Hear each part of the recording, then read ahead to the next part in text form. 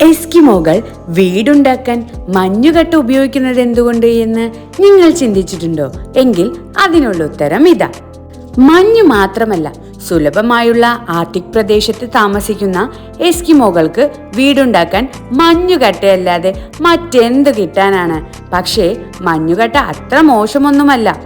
മഞ്ഞുകട്ട ഇഷ്ടിക പോലെയാക്കി കെട്ടിപ്പടുത്തുണ്ടാക്കുന്ന ഈ വീടിന് ഇഗ്ലൂ എന്നാണ് പറയുക. ഇഗ്ലുവിന്റെ പണി പൂർത്തിയായി കഴിഞ്ഞാൽ എസ്കിമോ അതിനകത്ത് തീ കൂട്ടുന്നു. മൃഗക്കൊഴുപ്പാണ് അവരുടെ എണ്ണ.